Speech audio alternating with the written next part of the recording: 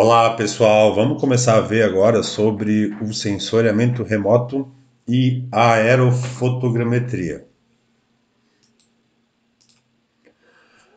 O sensoriamento remoto é um conjunto de técnicas que vai permitir a gente observar e obter informações sobre a superfície terrestre ou de qualquer outro astro, né? Na verdade pode fazer sensoriamento remoto na Lua, em Marte, em qualquer outro planeta, sem que haja um contato físico direto, né, entre o sensor e o objeto. Para isso, o sensor vai ser embarcado em aeronaves ou em satélites artificiais. Então, podem ser veículos aéreos, que incluem aviões, drones, helicópteros, ou veículos orbitais, que a gente chama de satélites artificiais. Alguns produtos, então, obtidos do sensoriamento remoto. O primeiro produto bastante utilizado são imagens de satélite, né, composições coloridas de imagem de satélites. A gente tem uma constelação de vários, dezenas, eu arriscaria dizer, de satélites de imageamento disponíveis. Eu estou dando exemplo aqui de dois satélites diferentes. À esquerda a gente tem o satélite Landsat 8, é um satélite americano. E no lado direito, em detalhe, eu tenho duas imagens de outras composições coloridas, de outras composições feitas a partir de um satélite brasileiro e chinês chamado Sibers 4. Então, fazem parte dos produtos de sensoramento remoto essas imagens, essas composições coloridas de imagens de satélite, tudo que a gente consegue extrair a partir delas. Né? Fotografias aéreas. E aqui a gente tem um exemplo de uma fotografia aérea da área central de Florianópolis. Fotografias aéreas é um outro produto também do sensoriamento remoto. Né? Fotografias aéreas em infravermelho, tanto de área rural quanto de área urbana. Aqui é um exemplo de uma infravermelho de uma área rural. E também um dos produtos possíveis a partir de sensoriamento remoto, principalmente aerotransportado, né, não orbital, mas dependendo do tipo de sensor que se utiliza, utilizando um sensor de laser scanner ou LiDAR, pode-se obter uma nuvem de pontos tridimensional.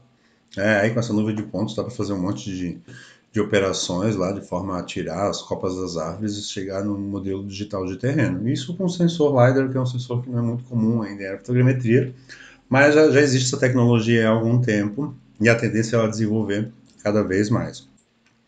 Nós vamos começar os nossos estudos com a aerofotogrametria, ou seja, o sensoramento remoto feito a partir de veículos aéreos, né? Uma aeronave, um helicóptero ou um drone. No segundo momento, um pouco mais para frente, a gente vai trabalhar também com imagens obtidas a partir de satélites. Então, a gente começar a entender o que é fotogrametria. O termo fotogrametria vai ser derivado de três palavras gregas que significam, primeiro, né, a raiz foto, ou fotos do grego, que significa luz, grama, que é desenhar, e metron, medição. Então, a medida, o desenho a partir da luz, do registro luminoso. Né? A nível de conceito, a fotogrametria vai ser arte, ciência e tecnologia de se obter informações confiáveis sobre objetos físicos e meio ambiente através do processo de gravação, medição e interpretação de imagens fotográficas e padrões de energia eletromagnética, radiante e outros fenômenos. Esse é o conceito de fotogrametria. A gente pode dividir a fotogrametria em duas grandes áreas, né? A fotogrametria terrestre e a fotogrametria aérea. Na fotogrametria terrestre, as fotografias são tomadas a partir de uma posição fixa em solo, né? E as aplicações são, então aqui a gente tem um exemplo de um equipamento desses de solo para fazer fotogrametria terrestre. E esse tipo de fotogrametria é principalmente aplicada para arquitetura e para controle de obras civis. Então, com esses equipamentos aqui, tira uma série de fotografias na fachada de um prédio, por exemplo, aqui um exemplo para fazer detalhes, um desenho de detalhes arquitetônicos da fachada de um determinado prédio. O que vai nos interessar em agrimensura são as fotografias aéreas ou a aerofotogrametria. Quando esse trabalho fotogramétrico é realizado com fotografias da superfície terrestre tomadas de forma sequencial por uma câmera montada Aí o veículo pode ser o mais diverso, pode ser um avião, pode ser um helicóptero, pode ser uma aeronave remotamente tripulada, pilotada, melhor dizendo. E as aplicações da aerofotogrametria são principalmente na cartografia, planejamento territorial e estudos ambientais. Então aqui que entra o nosso interesse em fotogrametria. A aerofotogrametria, que pode ser bastante útil para os nossos trabalhos topográficos. Com a aerofotogrametria, a gente consegue fazer a representação do terreno através de uma sequência de várias fotografias aéreas que são obtidas sucessivamente ao longo de uma ou de várias linhas de voo. Então as fotografias são tomadas de forma sequencial, de um jeito em que uma grande parte de uma fotografia aparece na próxima fotografia. Esse é o grande objetivo. Então, pelo menos aqui longitudinalmente, 60% da fotografia, ou seja, mais da metade de cada uma fotografia, tem que aparecer na próxima fotografia da sequência. Então, essas linhas de voo elas têm um recobrimento, que a gente chama de recobrimento longitudinal, ao longo das linhas de voo. Se a minha área que eu quero mapear, ela possui uma largura maior do que uma linha de voo consegue abarcar, consegue fotografar, a aeronave ela faz a volta, depois ela volta na sequência fazendo uma linha de voo vizinha da primeira, desde que eu garanto um recobrimento transversal aí de no mínimo 30%. Então esse é o grande segredo da aerofotogrametria e é dessa forma que se obtém fotografias aéreas para depois se extrair informação cartográfica dessas fotografias. Então, como eu falei, o importante quando eu vou fazer aerofotogrametria é que o mesmo objeto lá em solo seja visível em, no mínimo, 2 fotografias. A aerofotogrametria tradicional, que é feita com uma câmera métrica e uma aeronave tripulada, pilotada, eles usam um recobrimento padrão mínimo de 60%, ou seja, 60% de uma fotografia aparece na próxima fotografia. E transversalmente entre as faixas, então, aqui a gente tem ao longo de uma linha de voo. Ao longo de uma linha de voo, as fotos são tomadas de forma sequencial, de forma que haja um recobrimento. Com imagens de drones, como a câmera fotográfica utilizada num drone não tem a mesma qualidade geométrica de uma câmera que foi feita especialmente para a fotogrametria, então, com um drone, a gente procura um recobrimento bem maior do que 60%. A gente precisa de mais redundância de fotografia sobre a mesma região para gerar produtos fotogramétricos confiáveis. Então, ao longo da linha de voo se utiliza 60% de recobrimento. Como eu falei antes, se uma linha de voo não for suficiente, eu preciso fazer uma outra linha de voo. Nessa segunda linha de voo, eu vou cobrir a primeira com um recobrimento lateral de no mínimo 30% entre as faixas adjacentes, para que no final das contas a gente tenha um mosaico, um conjunto de fotografias que tem uma sobreposição longitudinal de no mínimo 60% das fotografias e transversal entre as faixas fotografadas de 30%, para que depois, de posse desses pares fotogramétricos, ou seja, dos conjuntos de pares de duas em duas fotografias que sobrepõem uma mesma região, a gente consiga uma visão tridimensional, uma visão estereoscópica dos objetos da fotografia, devido a um efeito chamado paralaxe, que com uma visão a gente consegue... tem equipamentos para fazer isso, o estereoscópio é um exemplo de um equipamento para fazer isso, um estéreo restituidor também serve para fazer isso, que são equipamentos que nos ajudam a enxergar com cada um dos nossos olhos uma das fotografias e depois o nosso cérebro vai fundir essas imagens e a gente vai ter uma visão tridimensional das fotografias que estão representadas aqui nesse bloco de diagrama.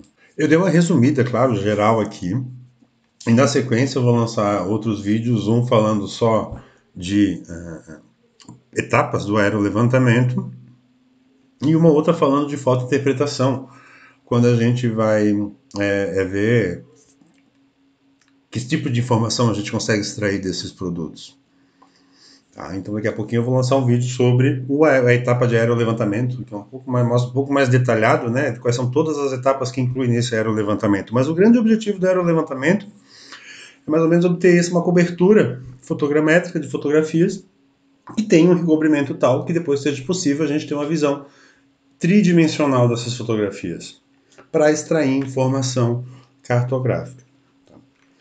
Vamos ver quais são os principais tipos de sensores que a gente pode embarcar numa aeronave para a gente entender os principais produtos que a gente vai ter de aerolevantamento. Primeiro, são as fotografias aéreas preto e branco, tipo preto e branco.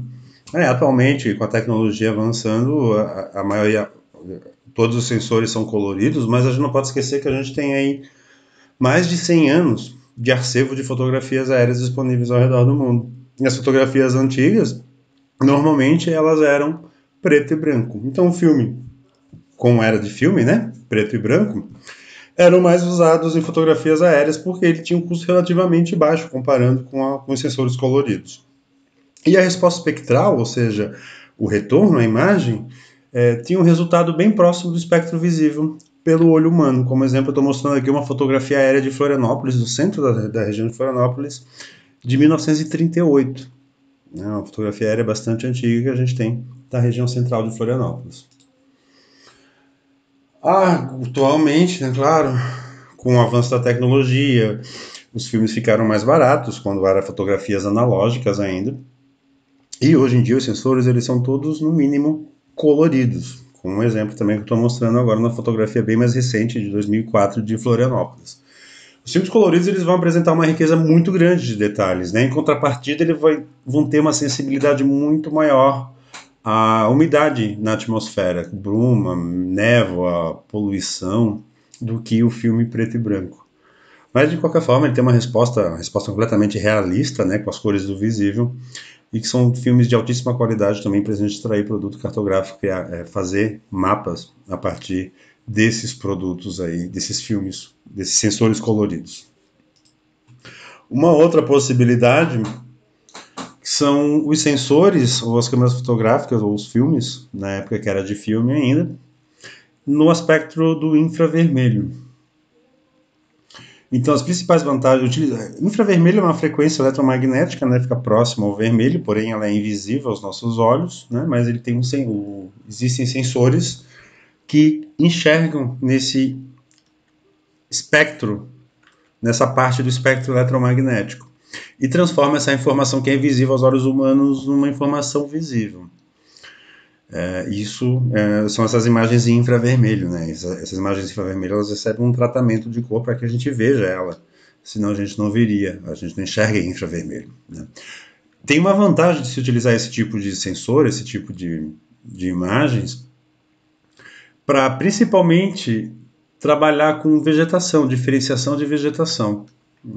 Não é muito caso da agrimensura, que no nosso caso é mais posicionamento dos objetos e não qualidade de vegetação ou estado de saúde de vegetação, mas em aplicações como agricultura, silvicultura, imagens de infravermelho, ou estudos de vegetação, mesmo as imagens de infravermelho são bastante utilizadas também, porque elas têm essa vantagem de mostrar melhor o estado de saúde da vegetação.